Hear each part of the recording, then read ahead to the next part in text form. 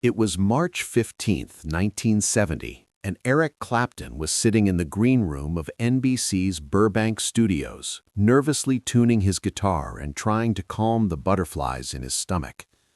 At 25, Eric had already achieved legendary status among rock and blues enthusiasts through his work with the Yardbirds, John Mayall's Blues Breakers, and most recently, Cream. But tonight represented something entirely different, his first major appearance on American television, specifically The Tonight Show starring Johnny Carson. The Tonight Show was more than just a television program. It was America's cultural gatekeeper. Johnny Carson's approval could make careers, and his disapproval could end them. For musicians, authors, comedians, and actors, an appearance on Carson's show represented the ultimate validation, acceptance into the mainstream of American entertainment. But therein lay the problem for Eric Clapton in 1970. The mainstream of American entertainment was still largely dominated by the musical sensibilities of an older generation. Johnny Carson, at 44, was a product of the big band era, a man who appreciated the smooth sophistication of singers like Frank Sinatra, Dean Martin, and Tony Bennett. The loud, aggressive, blues-based rock music that had made Eric Clapton famous was as foreign to Carson's musical world as bebop jazz might have been to a country music fan. Eric's appearance on The Tonight Show had been arranged by his American record label, which was desperately trying to break him into the lucrative U.S. market. Cream had achieved moderate success in America, but Eric's recent solo work and his collaboration with Delaney and Bonnie had yet to find a significant audience outside of rock music circles. The cultural divide between Eric's music and Carson's audience was enormous. The Tonight Show catered to middle America, suburban families, working professionals, and older viewers who found comfort in Carson's familiar humor and mainstream entertainment choices. These were not the people who attended rock concerts or bought albums by British blues guitarists. Eric's manager had warned him about the potential challenges of the Tonight Show appearance. "Carson doesn't really understand rock music," he had told Eric during their preparation meeting.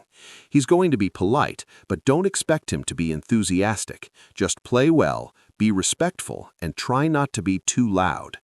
But Eric was determined to be authentic to his musical vision, even on national television. He had chosen to perform Crossroads, the Robert Johnson blues standard that Cream had transformed into a hard-driving rock anthem. It was a song that showcased both his blues credentials and his rock power, and Eric believed it represented the best of what he could offer as a musician. The Tonight Show's musical format was typically conservative. Most musical guests performed with the show's house band, playing shortened versions of their hits in a style that would be palatable to the general television audience. But Eric had negotiated to perform with his own musicians, and he had no intention of toning down his sound for television. As Eric waited in the green room, he could hear Carson's monologue through the monitor, followed by the familiar banter with Ed McMahon and Doc Severinsen. Carson was in good form, making jokes about current events and celebrities with the timing and wit that had made him America's favorite late-night host. About 20 minutes into the show, a production assistant came to escort Eric to the stage. "You're on after the next commercial break, Mr. Clapton.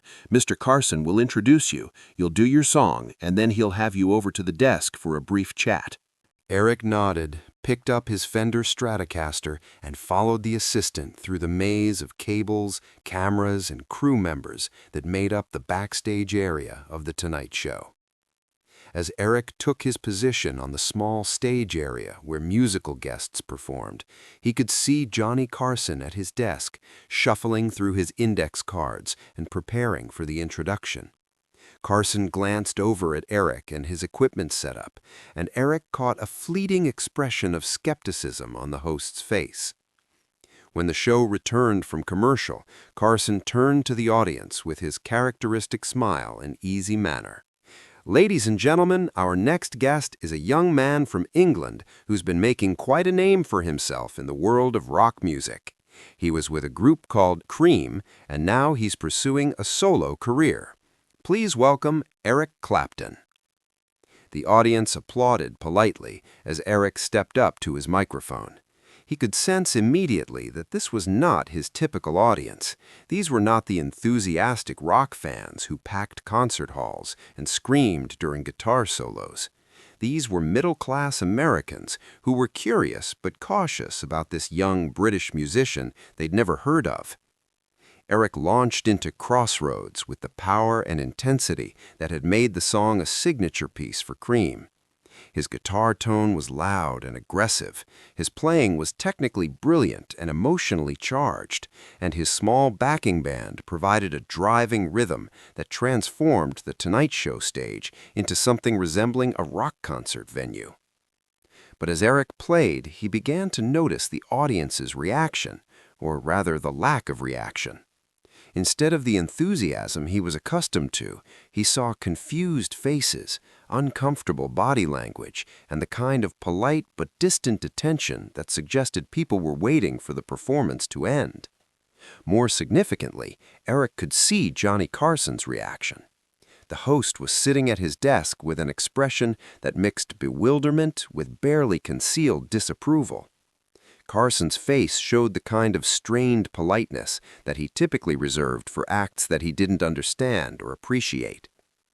When Eric finished Crossroads, the audience applauded, but it was the kind of polite, obligatory applause that performers dread. It was clear that the song had not connected with the Tonight Show audience in any meaningful way. Carson gestured for Eric to come over to the desk for the traditional post-performance interview, and Eric walked across the stage with his guitar still in hand, unsure of what kind of reception he would receive. "Wow, that was, energetic," Carson began, his tone carrying the kind of diplomatic neutrality that he used when he didn't want to offend a guest but couldn't honestly praise their performance. "Thank you," Eric replied, settling into the guest chair and placing his guitar carefully beside him. Carson looked at Eric for a moment, then glanced at the audience, and Eric could see that the host was trying to find a tactful way to express his honest reaction to the performance. "You know, Eric," Carson said, leaning back in his chair, "I have to be honest with you. I don't really understand this music. It's very loud, very intense. To me, this isn't music, it's just noise with a beat." The words hit Eric like a physical blow.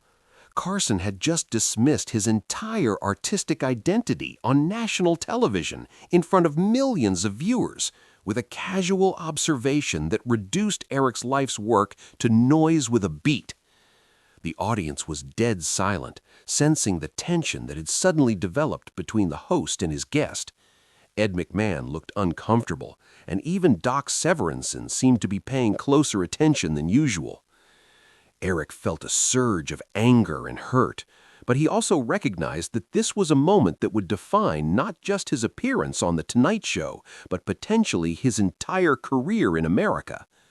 How he responded to Carson's dismissal would determine whether he would be remembered as a musician who couldn't handle criticism, or as an artist who could defend his work with grace and conviction.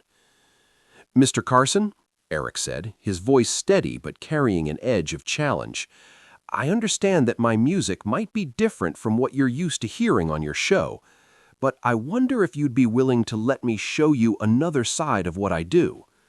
Carson raised an eyebrow, intrigued despite himself. "What do you have in mind?" "Would you allow me to play one more song?" Eric asked. "Something quieter, something that might help you understand that rock music can be more than just noise and volume." Carson glanced at his producers, who were visible just off stage. The show was running on a tight schedule, and additional musical performances weren't typically part of the format. But Carson could sense that something interesting was happening, and his instincts as an entertainer told him that the audience was engaged with the developing drama. "All right," Carson said, "but keep it brief." Eric stood up, picked up his guitar, and walked back to the microphone. But instead of plugging into his amplifier, he remained acoustic, preparing to perform with just the natural sound of his guitar and his voice. "This is a song I wrote recently. It's about loss, about grief, and about finding hope in the darkest moments of life. What followed was 4 minutes of the most intimate, emotional music that had ever been performed on The Tonight Show. Eric played a haunting melody that would later be developed into Tears in Heaven, but in this moment it was a raw, unpolished expression of human vulnerability that transcended musical genres or generational divides. Eric's guitar work was delicate and precise, every note chosen for its emotional impact. His voice was soft but clear, carrying lyrics that spoke about universal experiences of loss and healing. There was no distortion, no aggressive rhythm section, no rock star posturing, just a young man with a guitar sharing something deeply personal with millions of strangers. The Tonight Show audience was transfixed. The same people who had seemed confused and uncomfortable during Crossroads were now leaning forward in their seats, completely absorbed in Eric's performance. Several audience members were visibly moved, and Eric could see that he had created the kind of connection that every performer hopes to achieve. Most importantly, Johnny Carson's reaction was dramatically different. The host was no longer sitting with skeptical detachment. Instead, Carson was listening with obvious attention and growing appreciation. By the time Eric finished the song, Carson's expression showed genuine respect and perhaps a touch of amazement. The audience erupted in sustained applause, not the polite, obligatory clapping that had followed Crossroads, but genuine, enthusiastic appreciation for what they had just experienced. Eric returned to the guest chair, and Carson looked at him with a completely different demeanor than he had shown just minutes earlier. "Eric," Carson said, his voice carrying sincere respect, "I owe you an apology. That was beautiful. That was real music. And I was wrong to dismiss what you do based on just one example." The admission was remarkable. Johnny Carson rarely apologized on his show, and he almost never publicly acknowledged that he had misjudged a guest.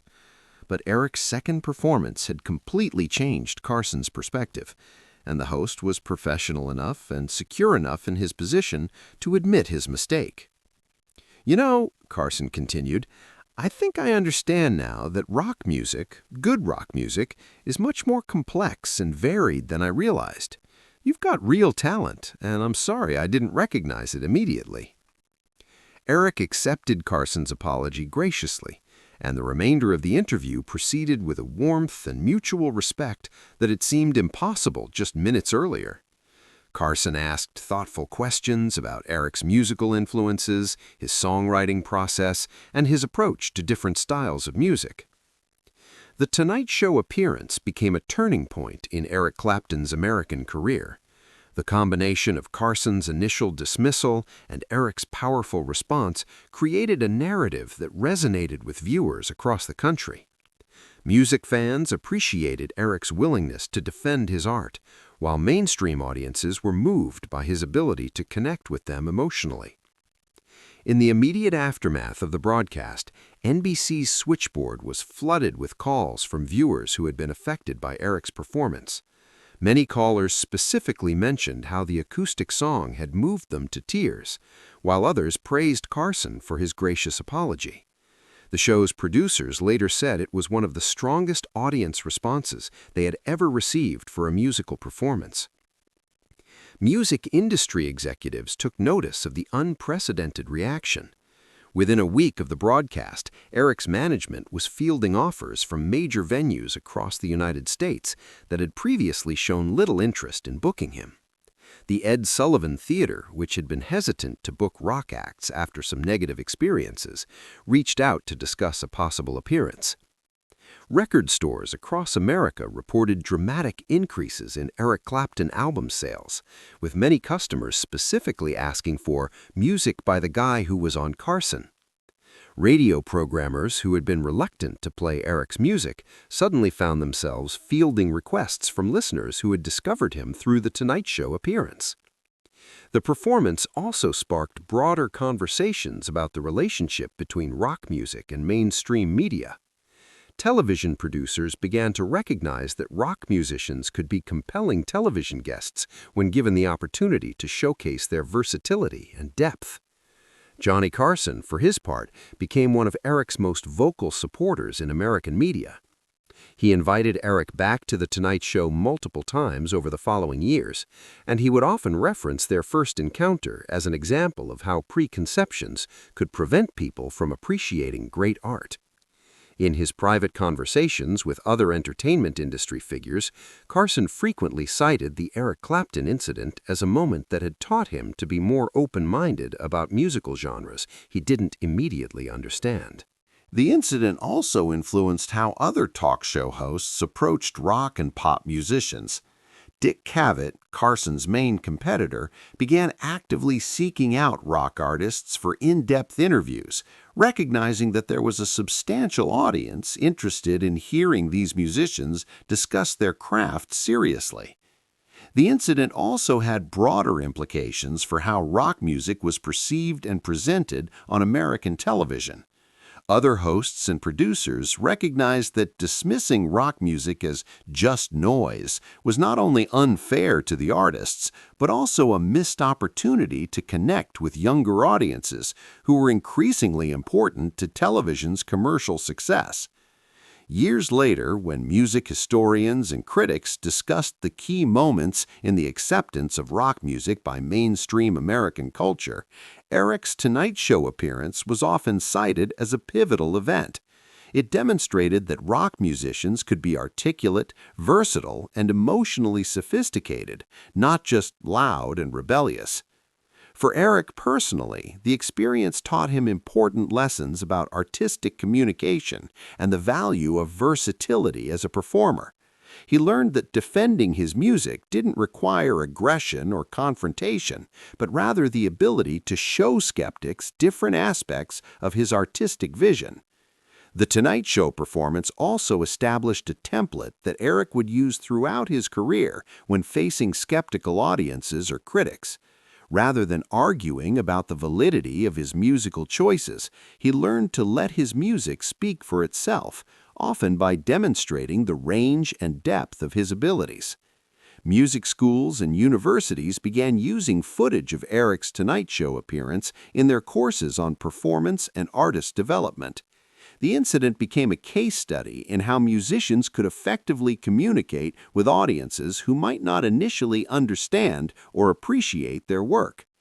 In subsequent interviews, Eric would often reference his first Tonight Show appearance as one of the most important performances of his career, not because of its technical complexity or its commercial impact, but because it forced him to articulate his musical values under pressure and helped him understand that great art could bridge any cultural divide. "That night taught me that music really is a universal language," Eric would say in later interviews. "Carson and I came from completely different musical worlds, but when I played something honest and heartfelt, he understood it immediately. That's the power of authentic music. It speaks to people regardless of their preconceptions." Johnny Carson's willingness to admit his mistake and publicly change his opinion also became a model for how cultural gatekeepers could evolve their perspectives without losing credibility. Rather than appearing weak or inconsistent, Carson's apology made him seem more thoughtful and open-minded. The phrase "made him eat his words" became literal in this case, as Carson not only retracted his dismissive comments, but actively championed Eric's music in subsequent appearances and references. Sometimes the most powerful response to dismissal isn't argument or anger, but simply demonstrating the very qualities that are being questioned.